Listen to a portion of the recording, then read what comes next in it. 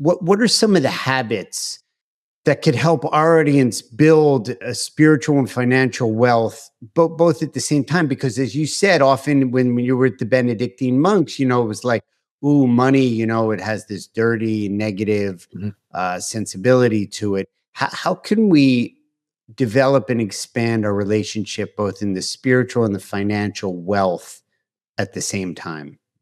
Well, so in the book, I really go into the individual tips and techniques for each of the Enneagram types. So because your personality is unique, what you need to work on is going to be a little different than maybe what I need to work on. But It does fall into sort of three broad categories, which would be contemplation, which is kind of going deep inside yourself and being very mindful of and exploring all these inner wounds that you're reacting to. So contemplation. Then compassion, which would be self-compassion towards yourself and towards your caregivers who are probably just doing the best they can because they're probably just wounded kids, just getting by. They've got their traumas, right, from their childhood that are just getting passed through. And then action. So it's like, okay, you need contemplation to go deep and find the stuff, compassion for yourself and the people around you, and then putting into actions and practical steps to, go a different direction than where in the areas within which you struggle.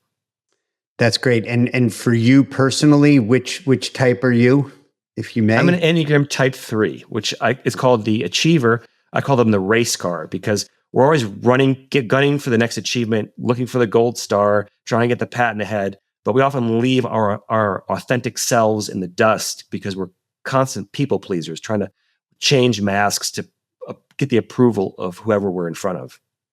Right. Thus, you went to the Marines for the approval, and then you went to the monastery to serve others. And who was left in the back seat? You of your race car driver. That's interesting. If you had to guess, just an educated guess, we're not going to hold you to it. Event planners, certified meeting professionals. What do you think? What would be a tendency for them to fall into? In which category? That's an impossible question. I wouldn't be able to give you a clear answer to that because. Well, I'll tell you what they value, and maybe we can do a little live work here.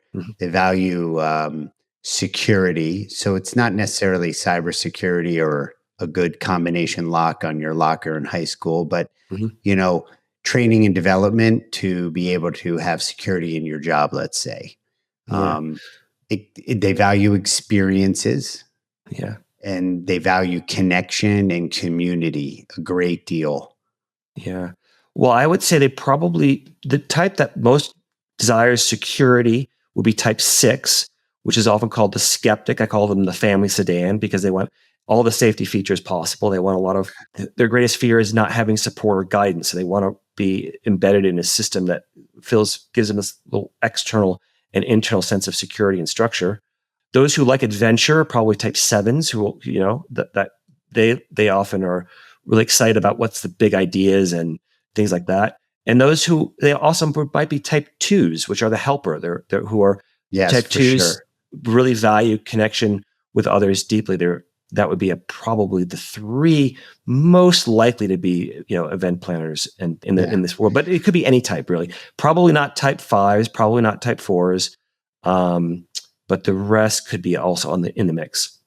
What we're also going to do is we'll provide a link in the show notes for the Enneagram. I did it myself. I did it a while ago. I know there's 2. You can do one that is the free one. And then you can go a little bit further and they give you a little bit more of a complete deeper dive into it all. I cannot remember where I came in. I'll have to look it up. I only got your book yesterday and it didn't occur to me to do that. But I would say that, I'm definitely the adventurous spirit. I'm a risk taker, but I also do value education and I value family. And, those are things that are high on my list. So, for sure. And there's actually the best. So a lot of the free tests they're kind of worth what you pay for them. They're maybe 50% accurate. The best test out there is called the IVQ9 Integrative Enneagram Test. I recommend it because it's the best test out there. It's 95% accurate. It's the most scientifically validated Enneagram test available. And they have 3 different versions. There's one for individuals, which is what most people would want. There's also one for couples if you want to find out your interpersonal dynamic in your marriage or your romantic partnerships. there's also one for leaders. So what's your leadership style? And I Yeah. think that's a really great one for people in your community to understand, how do I now, that will kind of give you both your individual type, but also how do you manage teams and what are your strengths and weaknesses in those areas?